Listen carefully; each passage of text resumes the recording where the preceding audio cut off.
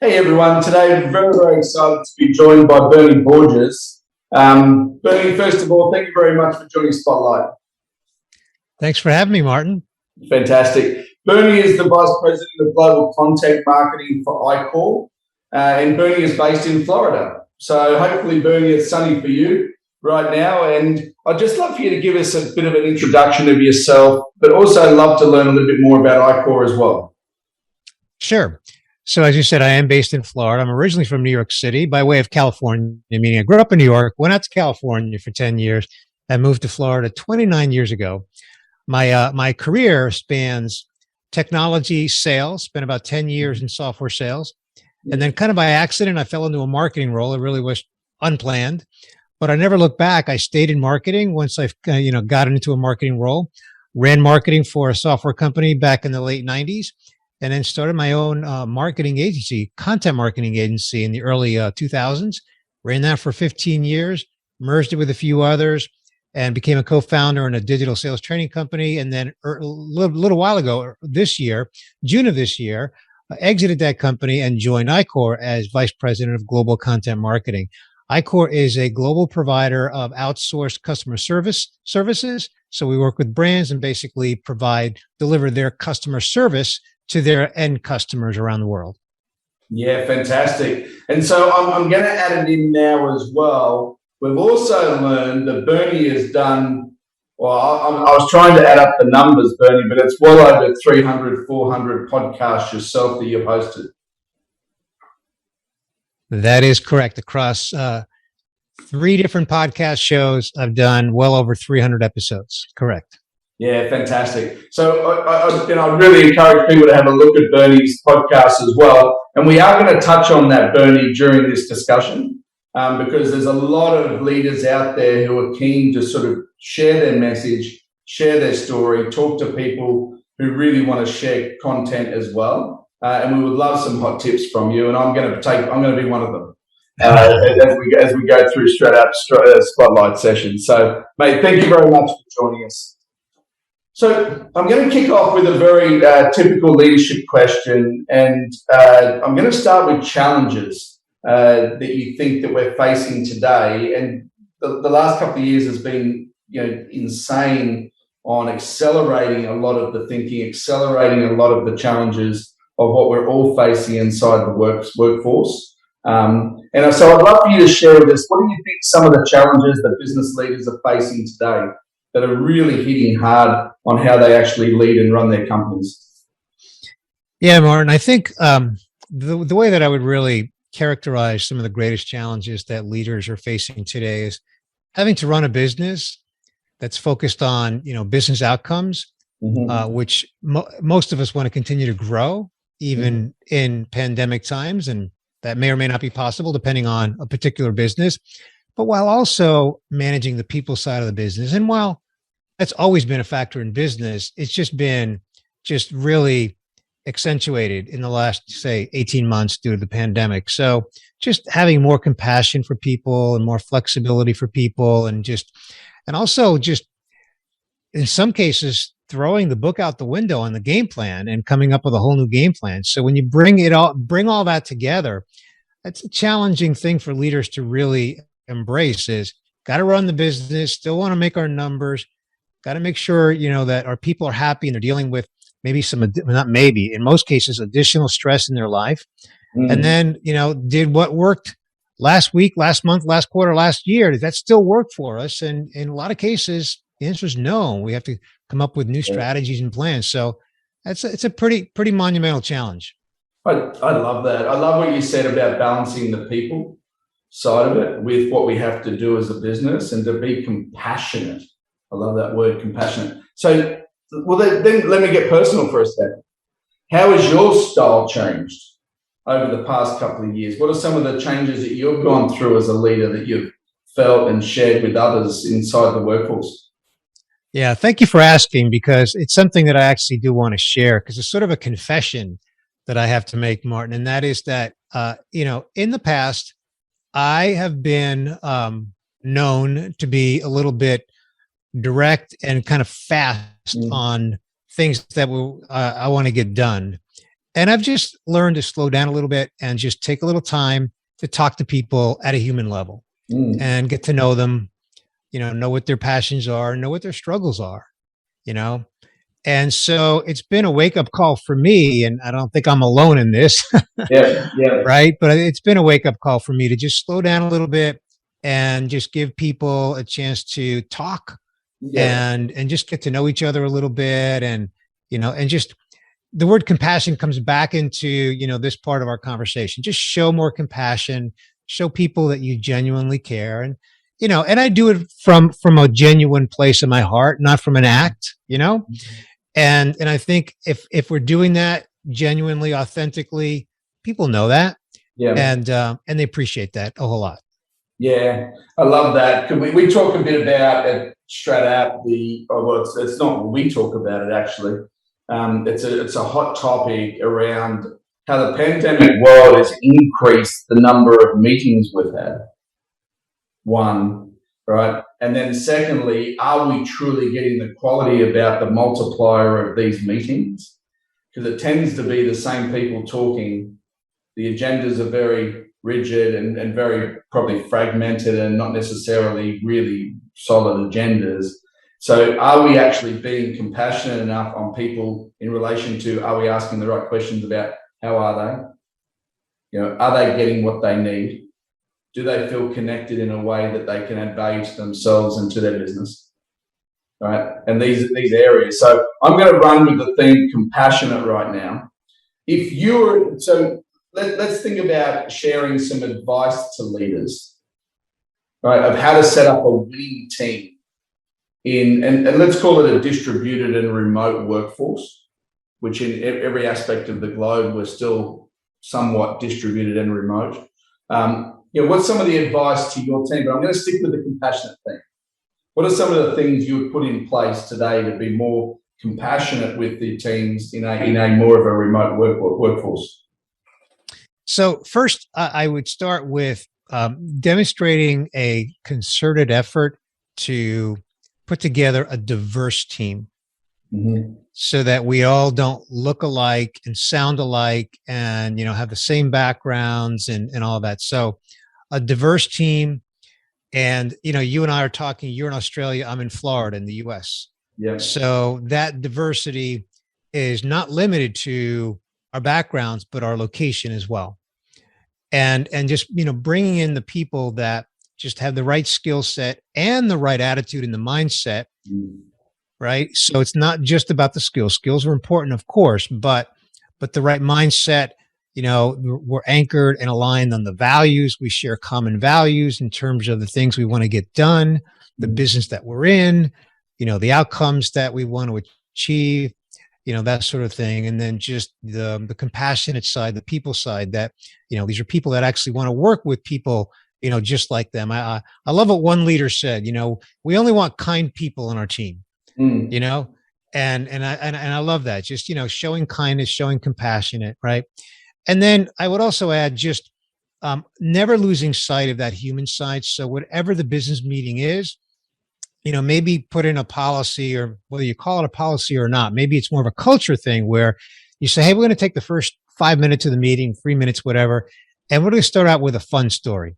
Tell us something fun that, happened in your life in the last, month or day or whatever, right? Just to have a little bit of levity. And, a lot of people, and I've been one of them, would say, hey, we're here to conduct business. We don't have time for that. We've got a lot to get done. Yeah. But the reality is we need our people to be on board, and we want them to be engaged, and we want them to actually enjoy being part of our company and part of that winning team that you described, Martin. So, you've got to, and let's face it, when we sat in a room and we all sat in a conference room or just in an office together, we horsed around anyway a little bit, right? I mean, we had those conversations anyway, whether we're talking about a game or an event or a movie or whatever the case may be, that happened. But when you're meeting 4, 5, 10, 15 people on a Zoom call, you tend not to do that unless the leader sets the stage for that and develops a culture for that. So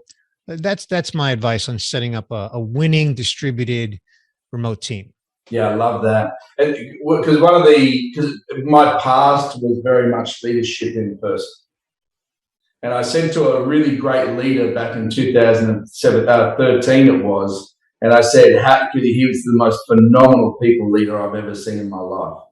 Right? Not just people, he was a business leader and he had everything. But I said to him, how do you lead when you're not in the room? Because the energy off you is incredible. And people will feed off that, but how do you actually lead when you're not in the room? And he couldn't answer the question. It was quite an amazing thing. And I saw him get vulnerable for the first time ever that I'd known this individual for 10 years. And sort of one of the best parts that I love is at the moment I'm spending a lot of time with CEOs around the world. And I had a CEO and he sort of said to me, Martin, I've got these young kids coming into my business, but I haven't even met them yet. How do I give them a voice? And I thought the fact that he was asking the question was awesome. Because a lot of people would just go give the task and go do and get a delivery. He wasn't asking that. He goes, I want them to have a voice. I want them to be heard. How do we do it? And we came together and we've done it with him. And they're all around different 5, 6, 7 locations around the world. So I love the idea of what you're saying, but I also agree that it's leadership led. Yeah. Right. The leader needs to set the tone, which is fantastic. Hey, well, just before I get into podcasting, because I really want to get there, because I want to learn everything you have to talk about this topic on the podcasting side. Is there any other advice that you would have for leaders out there today who are still trying to deal with this fragmentation of the pandemic that it's created, whether it's putting internal pressures, external pressures? Is there any other advice that you would give them from your experience? Yeah, a couple of things come to mind, Martin. One is if you're not already having skip level meetings within your company, depends on the size of your company, right? Mm-hmm. But across the organization, depending on how many layers of management you have, institute more skip level meetings. Mm-hmm. And give people that opportunity to talk to a higher level within the organization, and start out the meeting just giving the employee a chance to get to know the skip level manager and vice versa. Yep. And just let them have a normal human conversation. Sure, they can talk about the employee's work and the company and that sort of thing, and that's all great, but start out just at the human level and do the skip level thing. Mm-hmm. The other thing is, with your own team, have a dedicated meeting that's all around dreamstorming. You know what brainstorming is, right? Yeah. Dreamstorming. Like, hey, what are your dreams? What do you want to accomplish in your life? Whether it's related to your profession, or maybe it's a dream of a profession you want to be in somewhere in the future and you're not there right now. And that's okay to talk about that. Like, you don't have to hold that back. What's your dream? Yeah. And just start those conversations and let people just talk, and you'll be amazed at what you learn about people, and they will appreciate that so much, especially if you start showing your support for them and reinforcing that in upcoming conversations. Like, hey, I know you want to be a championship surfer out there, in Australia. I want to help you get there, whatever that dream is, Yeah. So dreamstorming. I love that. I'm going to use that. I'm absolutely going to use it. I'm just going to take a break. I just need a sip of water. Yeah, me too. Hey, I just saw that cup. What is that cup, by the way? So I was on a podcast a while ago, and they sent me this cup. Yeah, nice. Oh, that's very cool. Are they the three guys doing the podcast? Well, it's three. It's two guys and me in the middle. I'm the one in the middle. How good is that? How good? I'm going to apologize up front. You might get a T-shirt. T-shirt works. Except the shipping cost might be exorbitant. You don't have to. Yes, exactly right. So let's talk about podcasting. You're very experienced. I think we're up to spotlight number 11 or number 12. You've done over 300. So first of all, why did you get into it? So the why part, Martin, on why I got into podcasting, first of all, my first podcast was about 10 years ago, and it was an experiment. It was fairly early days in podcasting. And, Buddy and I just decided, hey, let's do this thing. And we just kind of bantered back and forth on digital marketing topics. And we didn't really have a strategy. It was really just for fun and just kind of get our names out there. And we did 49 episodes. And then I didn't do one for about a year or so. And then I started the Modern Marketing Engine podcast. And I went into that one with a strategy. And that strategy, Martin, was to, just like you're doing, interview people, but specifically marketers. Again, the Modern Marketing Engine podcast, right? Yep. Interview marketers on what they're doing in their modern marketing strategy or about their modern marketing journey.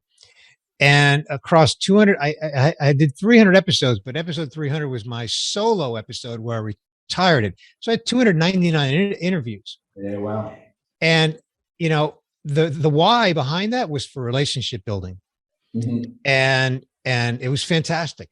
It was fantastic. Like now, I've been introduced to you and your company stratapp, and, I want to learn more about that. And I want to stay in touch with you. And just from one podcast conversation, you can build a relationship. That starts a relationship that you can build on. Not to mention, you can learn a whole lot. I interviewed 299 marketers. Yeah. I learned a lot. Yeah. Yeah. So that's the why. That's the why. So, well, let's, because you know what, I'm a co-founder in a business. One way that we wanted to share our story, our message, was not necessarily through always our voice. It was through the voice of these sessions, these spotlight sessions, right? So, and we've learned a lot over the episodes that we've done, but we've got so much more to do. I also know there's a lot of people out there who would love to do something similar. So can you share with us just how to get started? So on how to get started, Martin, I always recommend starting out by assuming you're doing an interview style podcast, which is what you're doing, right? Because some podcasts that you have like two people inside the company and they're the hosts and they don't interview people and they're just talking about a topic. And that can work if you got two people who can, once a week or whatever consistency, they've got a topic that's interesting and relevant and they're good personalities. That can work. But when you're doing the interview style, start out with people that start out with existing clients, existing relationships you have, and just invite them to come on and be featured on the podcast. Notice I'm emphasizing the word feature, like you want to feature them, give them a platform to discuss a topic that they're passionate about, that they have some expertise on, and you're giving them that opportunity to, again, be featured. So to get it started, start out with, write down a list of 10, 20, 30, 50 people that and they're going to say yes when you contact them. Yeah. Right. Yeah. And then you've got your first 10, 20, 30, 50, whatever the number is, sort of out the door because you've interviewed people that and then you've got social proof because as you put them on your website and, you're sharing the content, then when you reach out to someone you don't know, especially if it's someone that has significant credentials and, might be, maybe a little bit difficult to get a yes from them. When you've got the social proof, it's a little less difficult, right? You're more apt. And I was able to get some, well-known. So who was your most prominent feature? I'd say the most prominent was the CEO of Workfront. So I reached out to the CMO of Workfront, and she said, I appreciate the invitation, but I'd like for you to actually interview our CEO. Yeah, right. And Workfront is a cool company. They were acquired by Adobe. I don't know, about 6 months ago, give or take. And we talked about the state of modern work. And it was a great interview. I really enjoyed it. Yeah, fantastic. So did you always have, when you said the strategy or the plan, did you always have the topics like stepped out by episode? Was there a theme of the way that it's sequenced? So what I didn't do, if I understand your question correctly, Martin, I didn't map out an editorial calendar to say I want to cover these topics over this span of time. I didn't do that. Instead, I targeted the people that I wanted to have on the podcast. and I targeted mostly B2B marketing executives. Yep. And then I invited them to talk about whatever was of interest to them. But here's how I did it. I did it on a prep call. Yeah. I would invite them first on a prep call, and I would let them know that the prep call is exactly that. We're going to prepare for the actual recording. We're not doing the recording on that day. Yeah. And then I, I'll prepare for the prep call by checking out their content, their LinkedIn profile, etc., and try to have some ideas on topics that might be relevant and passionate about, that they're passionate about. And sometimes that worked. Sometimes like, yep, that's exactly what I want to talk about. Other times it was more of a blank sheet of paper, and I would just ask, what are you working on? What's been a successful strategy? What's something that, you feel really passionate about in marketing? And we always came up with at least one, sometimes more than one topic, but we'd have to settle on one because, like you and I are doing, we'd want to keep it to approximately 30 or so minutes, give or take. Yeah. But that prep call was valuable for two reasons, Martin. Two reasons. One is it gave us the talking points for the podcast, and it gave my guests the comfort level that they needed for the actual podcast recording. Right. But it also gave me more opportunity for relationship building. I was able to earn some respect on the fact that, we're preparing for this. They appreciated that. Right. So then on the day of the recording, which was usually anywhere from 3 to 12 days later, maybe even, more than 12 days later, but usually I try to keep it 3 to 5 days later while it's fresh in their head. Plus I share a document with them. Then it's fresh in their head. They know what we're going to talk about, and they're bought in, like they're aligned with me on the topic, and the interview goes great. It's conversational, and it just, went smoothly. So I have 2 conversations with them, which gives me that much more opportunity for relationship building. Yeah, I love it. I love it. So first of all, I'm enjoying relationship building with you. It's been cool. And so just talk about, I'm thinking you answered the question, because when you talked about you had an audience list that you were going after, because we all have an audience list. And we would all love, Simon Sinek, for example, Gary Vee, these guys who are just phenomenally, profiled individuals. Were you able to? Did you target any of those individuals, or did you actually was successful in getting any of those individuals? No, in the marketing space. Yeah. It was. I wanted practitioners in companies. Yeah. Here's the way I look at it, Martin. There are podcasts out there that feature those celebrities, the Simon Sineks, the Gary V's of the world, right? Now, if Gary Vee had come to me and say, I want to be on your podcast, I would have, of course, said yes, but I didn't go after a Gary Vee. I went after the VPs and the CMOs in the trenches at brands. And by the way, in many cases, B2B brands that you would probably not even know. They're not, we're not talking, Fortune 100 companies here, although there were a few of those, SAP, for example, as one example, right? Yeah. But I wanted people who were practitioners in the trenches, because that's who my audience is going to relate to. They're going to relate to Gary Vee in a different way, right? And they're going to hear Gary Vee on some other podcast. On my podcast, they're going to hear their peers in the trenches. Yeah. So how did you best market the podcast?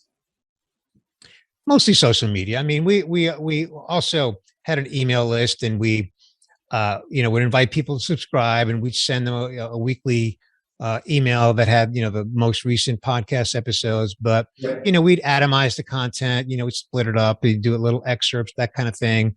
I think it's the kind of thing that you're doing as well. And then share it out on social, across the major social platforms, LinkedIn, Facebook, Twitter, Instagram. That's mostly the way that we did it. Another way that we did it was I would also be a guest on other people's podcasts like this with you, even though the podcast I'm describing now is in the past, it's retired, although the content is still out there. Modern Marketing Engine podcast is still out there, just not active.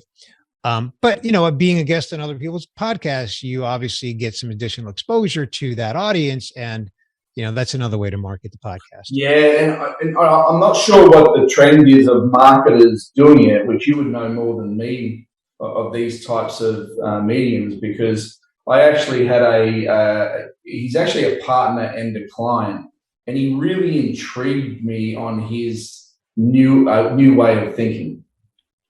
And when I was talking to him one-to-one, I said, I've got to get this voice. I've got to give this voice a platform. And I did ask him, whether we call it cheekily or not, but I did ask him at the end, well, why? Because he's using stratapp internally.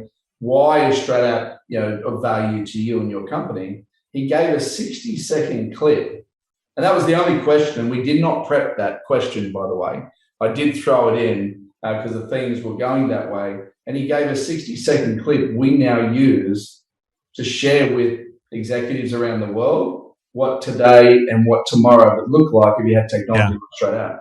And it wasn't designed that way. I wasn't really going after it in the session, in the podcast, but he gave a beautiful, succinct 60 seconds. You could not have scripted it.